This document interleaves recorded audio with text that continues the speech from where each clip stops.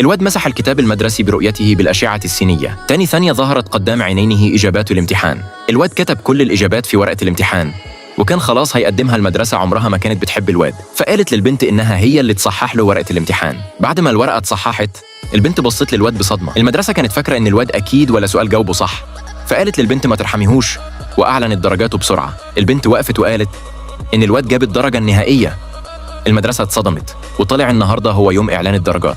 الواد اشترى تعليقة على أمل إنها تجيب له الحظ. فجأة خرج منها كارتين لونهما بنفسجي ودخلوا في عينين الواد. في اللحظة دي الواد بقى عنده قوة خارقة، لكنه برضه طلع الأخير في الامتحان. المدرسة كانت شايفة إنه بيبوظ مستوى الفصل وعايزة تطرده. صاحبه وضح لها إنه مضطر يرعى أمه المريضة، وده اللي خلى درجاته تقل. بس المدرسة لسه كانت شايفة إنه فاشل. طلع له امتحان صعب جدا وتريق عليه، وقال له حتى لو عملت 100 زي ده هتفضل فاشل.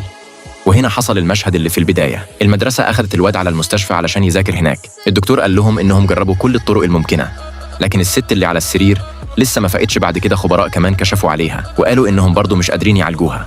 الواد شاف أبو الست قلقان عليها، فمسح جسمها بقوته وعرف فورا هي ليه ما بتصحاش على طول. قال أنا أقدر أصحيها.